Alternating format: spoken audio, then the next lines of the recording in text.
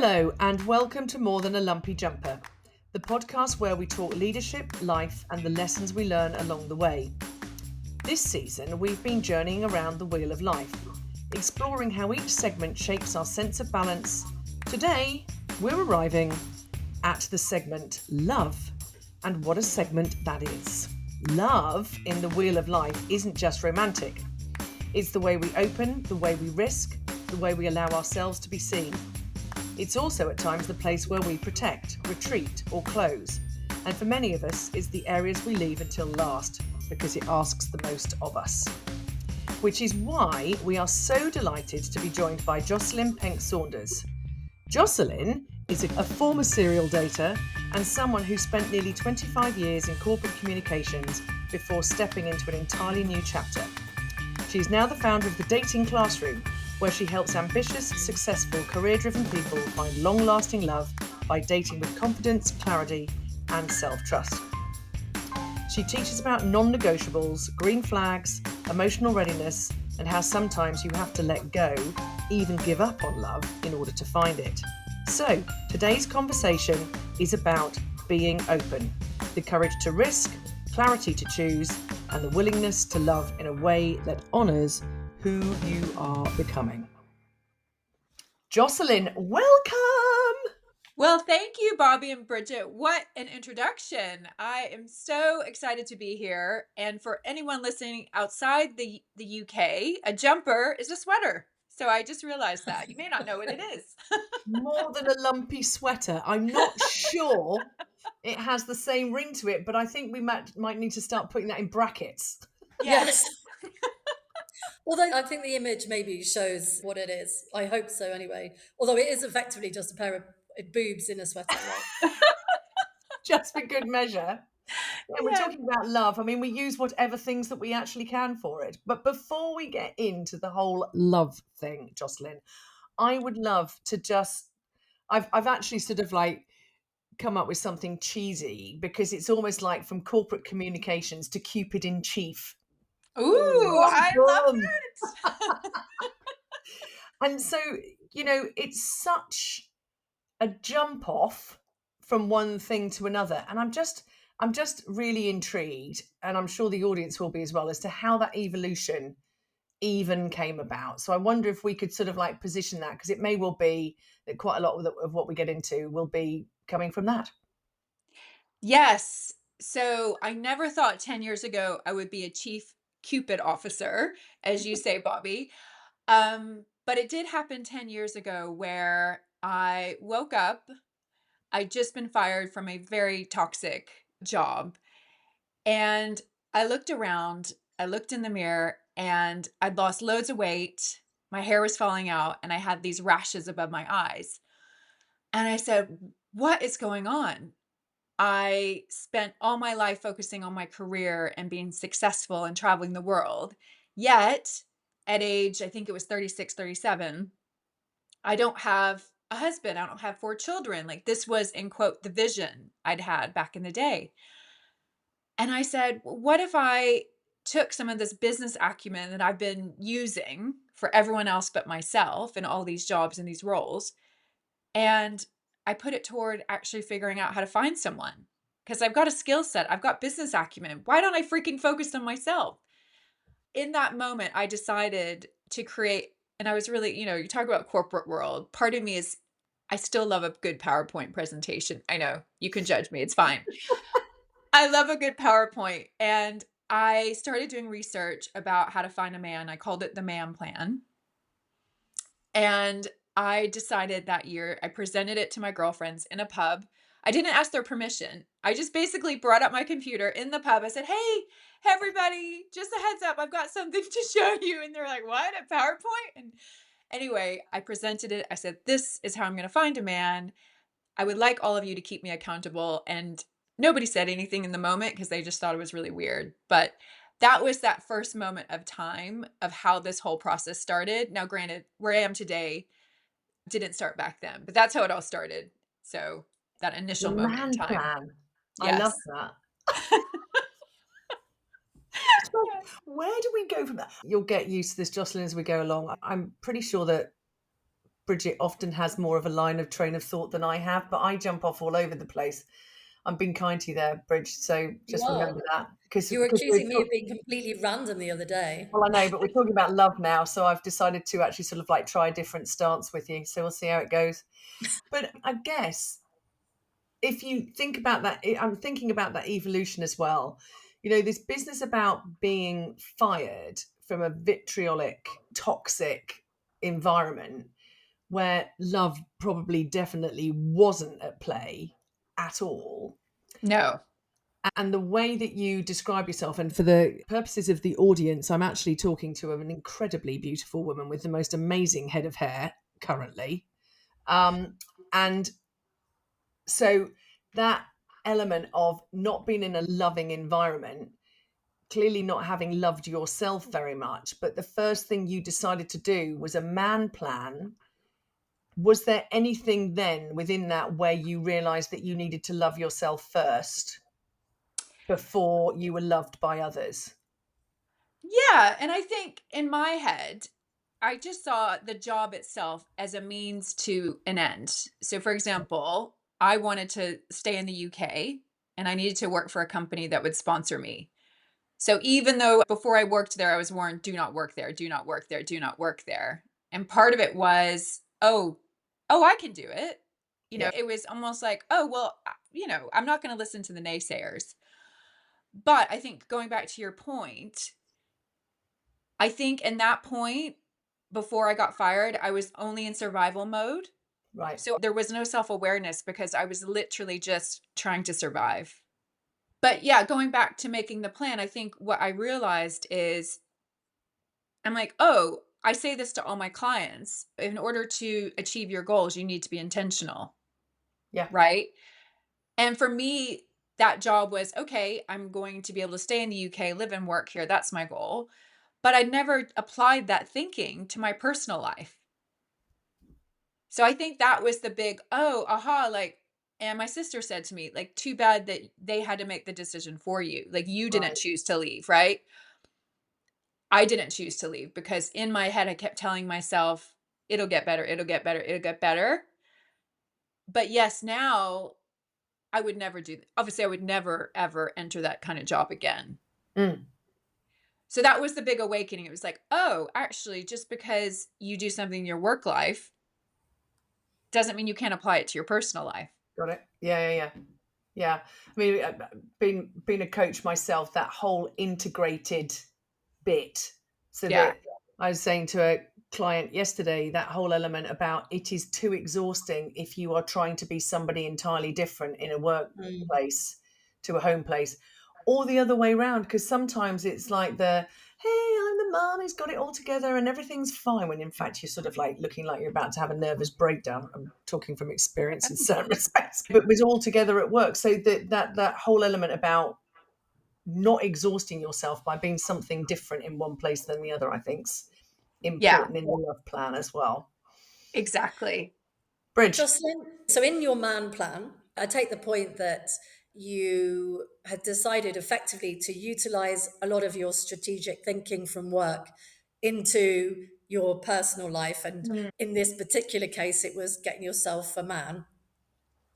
What were the elements that you were looking at in terms of your strategy? Were they all external sort of things, or were some of them things that you were going to do for yourself? Bearing in mind, I think, as Bobby was alluding to, if you're in that sort of state of mind after I've had a burnout, I have jumped from a job that was not serving my mental health well. And I know that at that point, there was an awful lot of stuff I needed to do for myself before I could even think about engaging or communicating or building relationships with other people. I just wonder what sort of things were in the plan. Yes. So you're exactly right, Bridge. When I did my research, and I still, a lot of the concepts I still use today with clients, it was how do I, first of all, be comfortable being on my own? Like, actually, I don't need to have someone, but who do I want to be? Right? How am I being single not by accident, not because I can't find someone, but how am I being single on purpose? Meaning, who do I want to be when I meet my dream person? So it really talked a lot about, again, going to what you guys are looking at, the wheel of life. How am I in my finances, my career, my health, my purpose, my friendships? And am I not where I want to be in those areas? Because when you meet someone, ultimately, you want to be your best self. And also you think about when you have a breakup, right? What happens when people have breakups? Oh, I'm going to show that person. I'm going to look good. I'm going to work out. I'm going to get fit. I'm going to choose my job. And I think, well, why can't we do that before we meet the person? Like have the breakup before you meet Love them, that. right? Yeah. So that is what it said. It said, I am, I'm sorry, we're in the UK. So I'll just say, how can I be the queen ready to meet her king? Right. And I was like, Mm. yeah, I want to be the queen because right now I'm not feeling like a queen with my hair falling out. I wasn't looking like, even though I looked bad, I looked ill because of the stress. I was like, I don't want to be that woman. Like, that's not me. Like, who am I? So that was part of it. I think, secondly, a lot of my dating had been reacting. So, for example, oh, I'll date him because we have chemistry, we have connection, but I'm reacting to the feeling of feeling good right now. And I never thought about actually, if you want a real like partnership, a commitment, you need to be intentional. So it was like, how many men are taking up mental space, the very limited mental space that I have, and men who are not going to be my husband. And I had to like figure out, how do I break up with that? So that was a few of the concepts that came out of the plan that I still use today. When you were talking about chemistry, because is it Logan Uri's book, How Not to Die Alone? I don't know if you've read. Yes, I love that Yeah. book. Yes, And yes. and saying in there about the believing that chemistry is everything, and that sort of like reaction to it, when in fact there's so much that's practical. What's Oh the yeah. reality? So there's the chemistry bit. We talk about the honeymoon period or whatever other bollocks we come up with, but there's the, what do you do, what is it really like when it becomes real? And I think that sort of like aligns to some of the stuff that you talk about, the non-negotiables. Now, I don't want you to give it all away on the podcast if this is something that you do in your workshops or whatever, but I mean, just wonder if there's anything that you could talk about there with those, because I think that takes us so far away from it just being about chemistry to like real tangibles that we can get our heads around. Yes. And I'm glad you brought up non-negotiables. And one point before I go into that, I want to also be really clear. I think and people talk a lot about, don't just rely on the chemistry, but you definitely need chemistry. This is not your best friend. This is not your flatmate. This is your person that potentially you'll have a family with, right? However, if you can decide what really matters to you before you're in it, because when you're in it and the hormones are crazy and you start to make excuses for yourself, like if you've gone and you've done the pre-work, the non-negotiables, which is what I did in the man plan and I work on with clients, that is going to really help you know whether, okay, I want to keep going or not. So to give you an example, I see a lot of women and men, they say, oh, I need someone that's really intelligent. And I say to them, we all want intelligent people, but is that what you really mean? Because I've met really intelligent people that never ask me any questions, right? So is there something that is more important? So for me, I realized it was curiosity. Someone who is curious about the world, about other people, who's willing to learn. Because even if you don't know how to do something, you can learn how to do it, right? You don't have to be the smartest. So for myself and with clients, I say, look, let's start off with a long list, maybe 20, 25, 30, and then narrow it down to 5. And you might say, well, why 5? Because that's going to help it be a non-negotiable. And I would not be married to Leo if I hadn't chosen my 5 non-negotiables. I guarantee we would not be married. I think the people who go on Love Island would do well to do this before they step foot on that ridiculous program as well. Well, I'm so glad you said that. So Bobby and Bridge, my sister, started watching it. She became addicted. The only reason I haven't watched it is not because I have anything against it. I just know I would become obsessed and I would just watch it all the time. That's the only Yeah. reason I can't. But yeah, Hands they need to watch hands it. up to that. It's But like, it's like, romance novel. It's and addictive. I mean, I laugh about it. I started watching it because it was something to converse with my teenage daughter, who is now 25, who I think still remains obsessed with it, going, Mum, have you started watching it yet? And I'm like, oh God, do I still need to be watching it? But you do get it's like Alice in Wonderland. It's a massive rabbit hole that Yeah.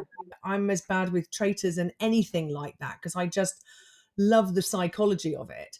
But I think that when you look at that, it's so far removed from what you're talking about, because they'll go, he's my type on paper.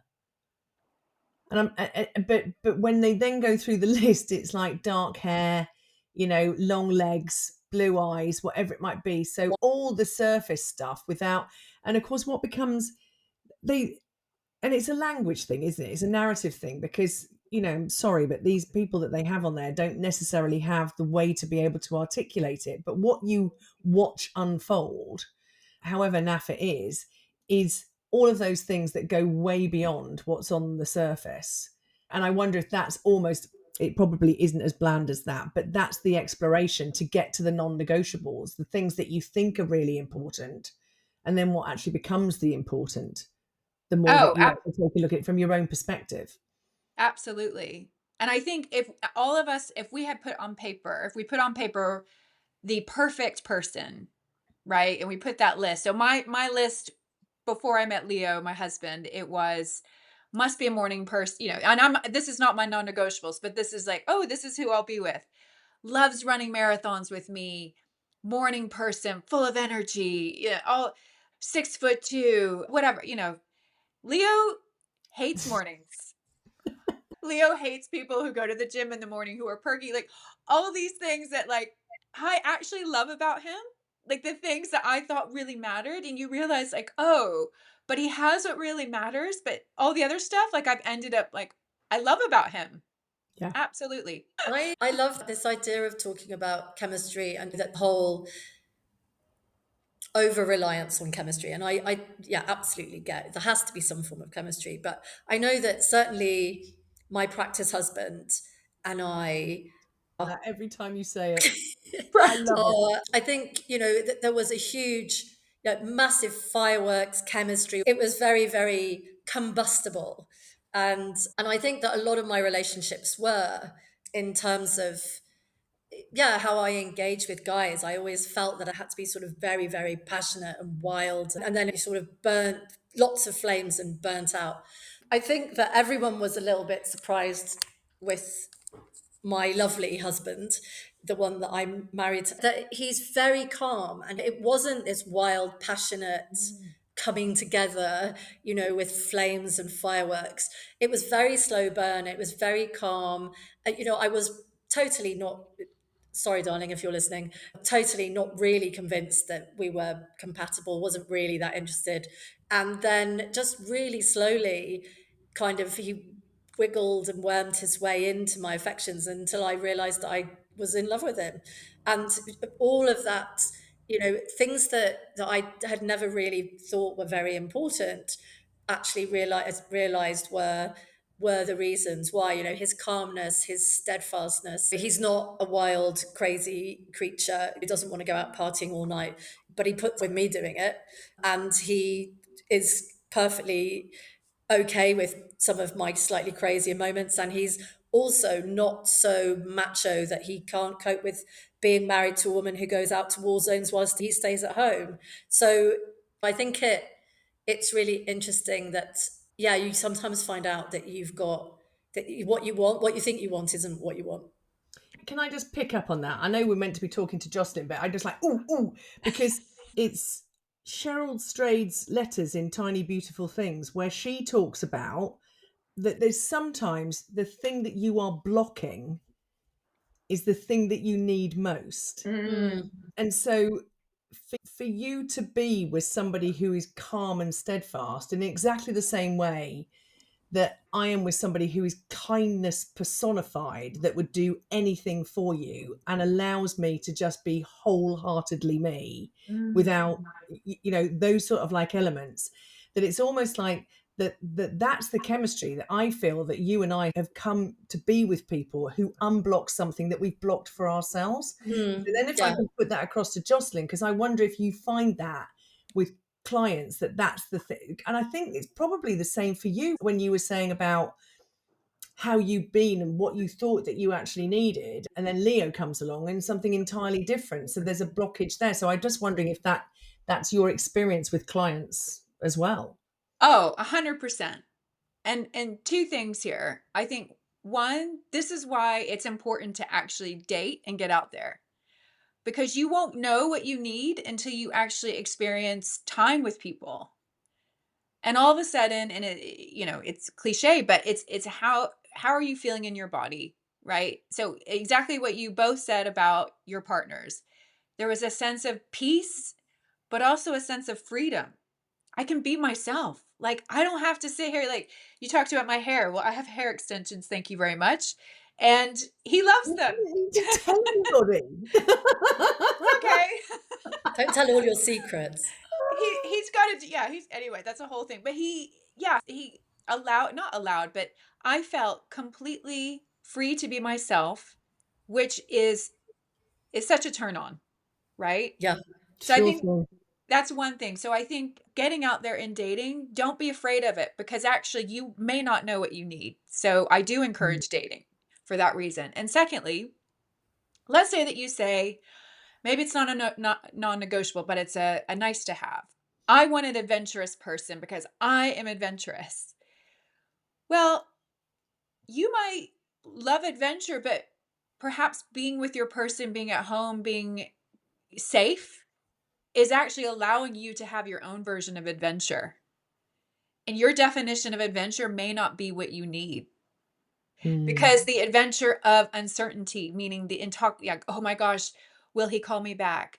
Does he like me? That's exciting. That's in quote adventurous, but actually, no, that's a red flag, right? So the nuance there about need and want and understanding that, I think you're spot on. Yeah, I don't know if it happened for Bridge, but I know that Ash and I have been together for over 30 years now, but I know when we first started going out together, my friends would be saying to him, God alive, what on earth what on earth are you thinking? In the nicest possible way, we love her, but how on earth can you be with her day in, day out? And he said to them, you have no idea who she really is. Because he said his version of me is often getting home, PJs on, big furry slippers, and curled up on the sofa like a little cat. Yeah. They're not this outlandish person that a lot of other people. And I'm imagining a similar thing would be for Bridge as well. For knowing her as well as I do, because I've known her for longer than I've known my husband. But with the types of people that we actually are, and yet I look at us now, we still can be super Larry, but there's this whole other element that's part of who we actually are. It's not just one thing, is it? No. Yeah. Yeah, I think that's right. Definitely, there's a calmer element that I guess that now we let out our wild side when we want, and then we also, people would say, or same as me, I can't imagine Bridge sitting in her pajamas on a Friday night, but actually, lots of times on a Friday night, I'm more than happy to put my pajamas on, and put my slippers on, and watch something on TV. Not Love Island, I have to say, but only because I haven't seen it, so I've not got addicted to it. I would not. Please don't do it to yourself. Honestly, this is a government health warning. Well, I just would gonna add to this. I think we're all walking contradictions. And I tell the world I'm an extrovert, but actually part of me loves being inside, reading books, not seeing anyone. And I think meeting someone who can see all of you, they see and appreciate the vibrant side of you. They see and appreciate you when you're vulnerable. They see and appreciate you when you are kind and wonderful, but also when you are equally cray cray, right? And he sees and loves all of that. And I think that's what it's about. Mm. Mm. I was going to say something really, I'm not sure that it was going to Profound. be earth-shattering or profound. And I think if we go all the way back to the beginning with your element of you have to know who you are first, Yes. because there's this necessity to trust in yourself. Mm. I feel before you are willing to show it to other people. And you know, is it the book All the Bad Parts or whatever it might be, or Dark Side of the Light Chasers, or whatever book that you fancy reading, where it sort of like says there's parts of ourselves that we want to shove into corners or shut the doors on and pretend that they're not there. So that Mhm. work that you're saying about who am I, there's that level of accepting all parts of you. You know, yeah, some bits need the volume turned down on, but it's not always the bits that you've put in the darkness. They might actually need to be dragged out because they're more a part of you. I think my kindness aspect, you know, I'm still feisty and I'm still petulant and all the words that, you know, that I use about myself, but I'm inherently kind. And I think that Ash brought that out of me more, Mm. where I used to think that it just made me too vulnerable. And then I watch him, who is like my tower of strength, being kind to everyone the whole time. I thought, well, actually, that looks quite safe. I might give it a go. But my journey was very much, and I think that this is back to your point as well. I almost became a little bit codependent. And it wasn't until I started my coaching journey that I really realized which parts were me that Mm. worked very nicely with him. But I had to be me as well. I completely agree that if you're with someone that you should be with, they inspire you to want to be better, right? Because you see them and you say, "Oh wow, Ash, look how kind he is. I want to embrace that." I'm wondering though, so, because we did say at the beginning that it's not all about romantic love, right? Mm. And that when we look at this part of the wheel or the splat or whatever, the blancmange, whatever we're calling it, that really this sector or this section is about how we form relationships. It's about Mm. companionship. It's about, there's a word beginning with C, which again now I can't remember. I will, but it's, yeah, it's how we engage with other people. And I think that even if we're forming relationships that aren't romantic, a lot of it is about vulnerability. It's about one, knowing ourselves. It's about forming relationships with people who do bring out good things from us, but Mm. also we have to show the bad bits too, and they still want to spend time with you. You know, like your best friends. Yeah. Bobby and I have just spent the weekend with a group of women who we've known each other for 30 plus years. decades. Yeah. Wow. And we all know that none of us are perfect, but we all still want to spend time with each other, regardless of our some of the little niggly bits, Mm. but also particularly because of all the things we love about each other, and all these amazing, and there are a group of amazing women who wouldn't want to spend time with us for God's sake, but Agreed. but I think that things that you've talked about, recognizing what you need as a person, being self aware and recognizing your own good and bad bits, and being vulnerable enough to show them to other people Mm. is the only way that we can form genuine relationships, whether they're romantic or not. And I just wondered if you have those sort of conversations with your clients as well, to see that it's not just about finding the man, finding your man, your woman, your person, but also that it have wider aspects in terms of people's abilities to form relationships more generally. Oh, yes. And I think that not losing yourself into just the relationship, it's really critical that you have relationships outside just you and your person, because that person, we've heard this, they can't be everything. They haven't lived with you in your childhood. They don't know all your stories. And your relationship will be healthier the more solid, good quality relationships you have with other people who you love. And I think love is, I mean, like it or not, I think it's the foundation for everything. I agree. I mean, when you strip back, and I brought this up, I'm doing a create your dream relationship challenge. And I told a story about, my mother being in hospice and how my whole family was there. And it was the most beautiful, heartbreaking week. But when you stripped it all back, it was just love. It was just pure love between my parents, between the siblings, between the family. And anyone who doesn't have that in their life, I think if there's any way they can find that. So yes, 100%. And going back to the wheel of life, we talked about this. You need to be hopefully thriving in other areas of your life. The relationship cannot be 90% of your wheel with one person. That's just not sustainable. So I love that. I'm using the love word again. Just very quickly to say that when I did my coaching practice, I think Bridget's probably heard this before, but they used to give us a narrative. So there's sort of like a narrative of how we are currently, and then a narrative that we could live into, a possibility for how we could be. And this wonderful coach said to me, and your narrative is love, full stop. I was like, what the hell is that meant to? What the hell is that meant to mean? And of course, that was back in 2013, 14.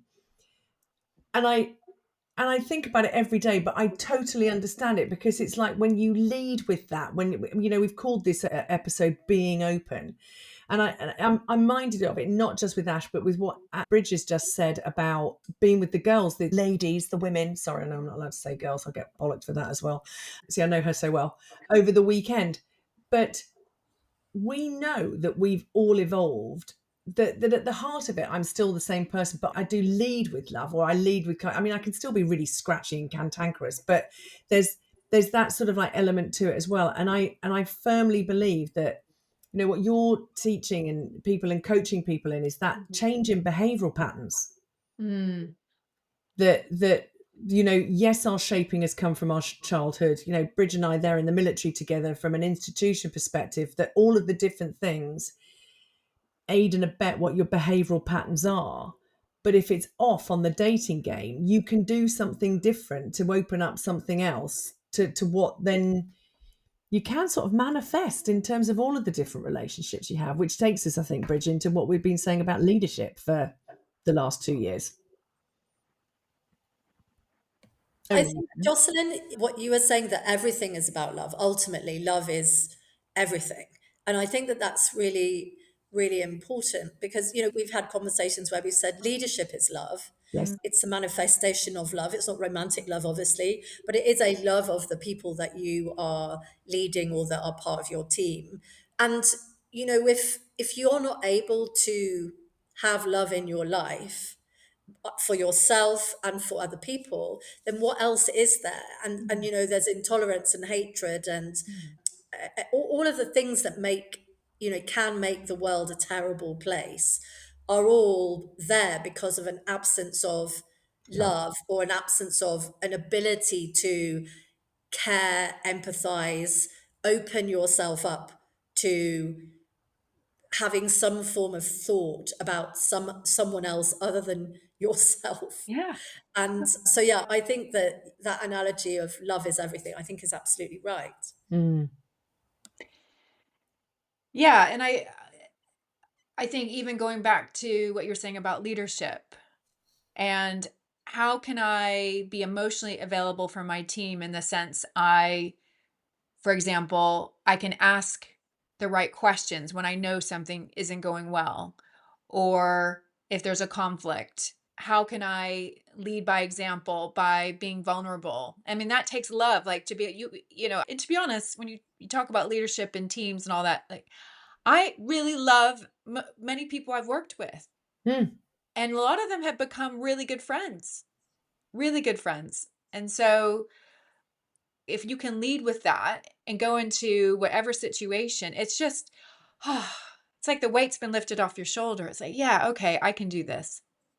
Yeah. I think your dating classroom has an absolute place back in the corporate workspace.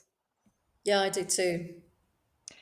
Then you might not want to go back there after your experience, but that whole element of people learning to date, Mm. that connectivity that you actually need, all the things That that was the word, Bobby. Yeah. Connection. So connection. it begins with a C. No, I'm not well, I allowed to did say one the of other them was, C and I was word. like, yeah, no, you're not. Right, stop. But I think that as a dating classroom, just the absolute imperative importance of relationship in leadership. It's the place to start for everything else to happen, I think, a Yeah. lot of the time. Yeah. And I know personally, if I have a good relationship with those people around me, I feel safe, I feel secure, I can get on and do my job. And personally, and I think most people are like this, I will do my best when I feel love. If I feel fear or the negative stuff going on, all of a sudden I'm in survival mode. Yeah. Yeah. And so look, anyone listening, I'm happy to go in and talk about dating your colleagues. But You've not. heard it here first. This is how we're going to start the promotion. Jocelyn for Do Cupid your in boss. Chief. Just kidding. I think that is going to have to be on the LinkedIn thing now. Jocelyn, the new Cupid in Chief. There we have it. These are the new name. There's a whole new brand going on. I love it. I love it. Now, Bridget, would you like me to gift you the last question that you love to answer? Not to answer, to ask even, if I can speak. Yes, sure. Let me do that one since Do since it. I can't usurp your quote, although Well, I did or you I can did do in the it the last other way episode. around. If you've got one, have you? I had one for the last one. That was more than enough for me. Jocelyn, so what we ask our guests is, and we kind of turn it on its head, because normally people will say, what message would you have for your younger self? But instead, I'm going to ask you, what do you think your younger self might want to say to you now? I'm working my ass off for you. Oh, I love it. No, I think my younger self would say to me, I'm going through what I'm going through, so you'll have the wisdom to be able to relate to people and help them find love. That's what I think she would say. Yeah. She's a Lovely. very wise, sage young lady You should listen to her. with beautiful hair. Thank you. Little does she know she's going to be Cupid in Chief before you know it. I love it. I love it. Okay, what we do now, which is what Bridget is alluding to, I like to finish with a quote. She says that I get very crotchety if anybody else tries to do it. That's probably true too, but I have got one. So do you want to hear it? Right. So, bell hooks. You see, I knew that would please you. See, I do try to please you every now and again, Bridget Eyre. Yay for feminism. And the quote is, love is an action, never simply a feeling.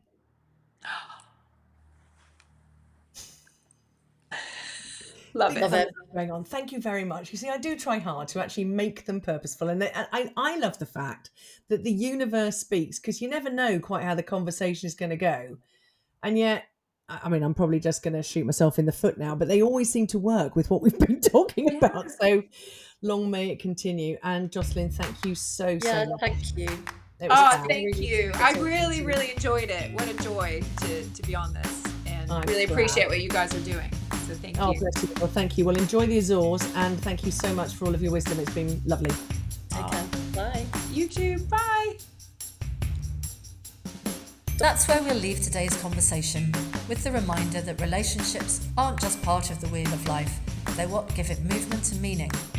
As always, thank you for listening to More Than a Lumpy Jumper. If you've been enjoying this season, please subscribe. Share it with someone who might need a little nudge towards connection. And take a moment today to reach out to someone who matters. And next week, it's back to just the two of us as we wrap up the season of the Wheel of Life, or now better known as the Splat of Life. We're going to reflect on what we've learned from our cohort of experts. Yes, it is now a word, apparently. What's landed for us personally and what we're taking forward into our own wheels, our own lives and our own reinventions. It's a moment as we begin to reflect on the close of the year, not just for ourselves, but maybe for you too. Join us for Being Complete-ish, a conversation about integration, insight, and what it means to live a life that feels balanced, not because it's perfect, but because it's yours.